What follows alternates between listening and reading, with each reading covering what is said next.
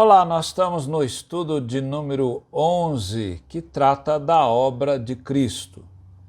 Nós vimos no estudo anterior que nosso Salvador padeceu sob a autoridade de um procurador romano chamado Pôncio Pilatos.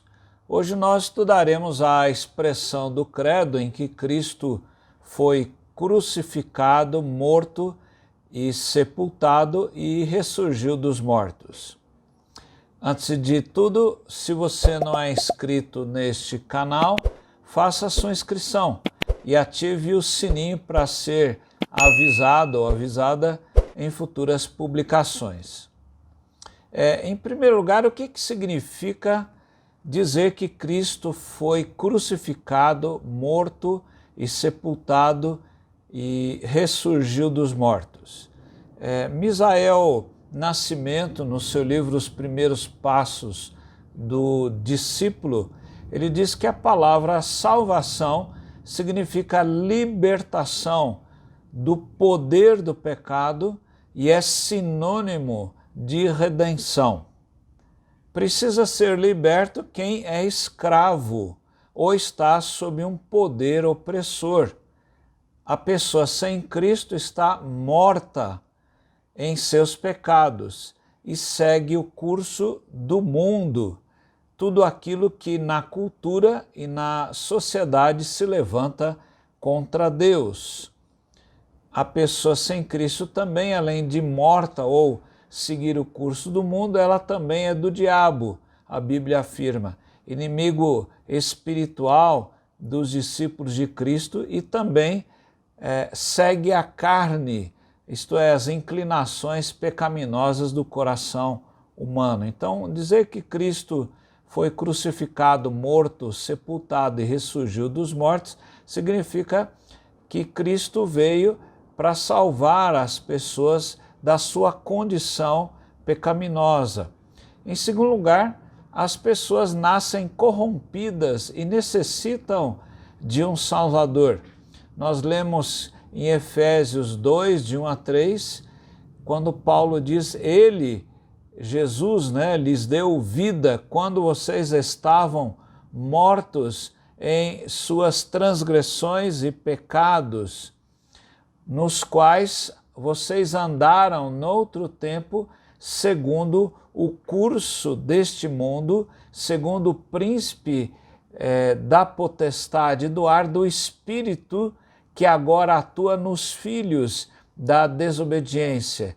Entre eles também todos nós andamos no passado segundo as inclinações da carne, fazendo a vontade da carne e dos pensamentos, e éramos por natureza filhos da ira, como também os demais. Então Paulo vai mostrar que as pessoas nascem corrompidas e necessitam, portanto, de um Salvador.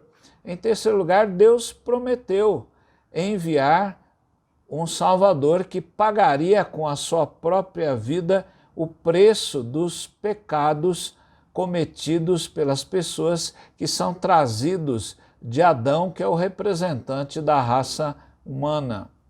Isaías 53, versos 4 a 7, o profeta diz, certamente ele, Jesus, tomou sobre si as nossas enfermidades e as nossas dores levou sobre si, e nós o considerávamos como aflito, ferido de Deus e oprimido, mas ele foi traspassado por causa das nossas transgressões e esmagado por causa das nossas iniquidades. O castigo que nos traz a paz estava sobre ele e pelas suas pisaduras fomos sarados.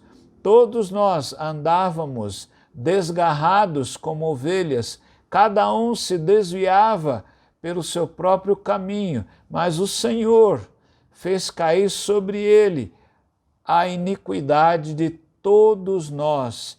Ele foi oprimido e humilhado, mas não abriu a boca. Como cordeiro foi levado ao matadouro e, como ovelha muda diante dos seus tosqueadores, não abriu a boca. Então veja que Jesus Cristo é o Salvador prometido, como ele disse então a Maria, a José, que aquele que estava nascendo seria o Salvador do mundo. Esse Redentor é Jesus Cristo, e Jesus que foi crucificado, morto, sepultado e ressurgiu dos mortos para nos representar diante de Deus. Então Jesus é o representante, como Adão é o representante que traz os pecados à humanidade, Jesus é o representante que traz a salvação diante de Deus. Veja que ele cumpriu perfeitamente e plenamente a lei de Deus, a lei de Moisés. E ele toma sobre si o castigo que a lei estava destinando a nós. Ele nos representa e ele carrega o castigo que nós deveríamos então pagar. Em 2 Coríntios 5, 21, Paulo diz: aquele que não conheceu o pecado, Deus o fez pecado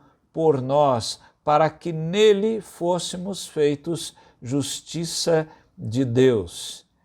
Em Gálatas 3,13, Paulo diz: Cristo nos resgatou da maldição da lei, fazendo-se ele próprio maldição em nosso lugar, porque está escrito lá em Deuteronômio: maldito todo aquele que for pendurado no madeiro. Franklin Ferreira, no seu livro do Credo dos Apóstolos, ele diz que esse é o coração da fé cristã. E ele cita Romanos 4, 24b e o verso 25, e 1 Coríntios 15, 3 e 4. Veja o que a palavra diz: Jesus, nosso Senhor, o qual foi entregue por causa das nossas transgressões e ressuscitou para a nossa justificação. Paulo diz ainda: antes de tudo entreguei a vocês o que também recebi, que Cristo morreu pelos nossos pecados segundo as Escrituras, e que foi sepultado e ressuscitou ao terceiro dia segundo as Escrituras. E em quinto lugar, a obra de Jesus, a sua obra, só pode ser recebida pela fé. Embora ela tenha a capacidade suficiente para salvar todas as pessoas, ela só é eficiente pela fé, aquele que crê em Cristo. Hermes Steinmeier, no seu livro Eu Creio, que trata do credo, ele diz que Deus não é obrigado a salvar pessoa alguma, todavia ele o faz. Ora, Deus salva por graça os pecadores que pela fé aceitem a obra de Cristo. Efésios 2, 8 e 9, Paulo diz: porque pela graça vocês são salvos mediante a fé, e isto não vem de vocês, é dom de Deus, não de obras, para que ninguém se glorie. Isto é, a salvação não é aceita por alguma obra. Você pode querer o mérito dessa obra para salvá-lo, mas Paulo diz: isso não é possível. Esta obra da salvação, ela é aceita pela fé unicamente e por graça, o favor de Deus, a misericórdia de Deus. Hebreus 11, 6 nos diz que, de fato, sem fé é impossível agradar a Deus, porque é necessário que aquele que se aproxima de Deus creia que Ele existe e que recompensa os que o buscam. E, por fim, o texto de João 1,12: mas a todos quantos o receberam, deu-lhes o poder de serem feitos filhos de Deus, a saber, aos que creem no seu nome. O verso 13 diz: os quais não nasceram do sangue, nem da vontade da carne, nem da vontade do homem, mas de Deus.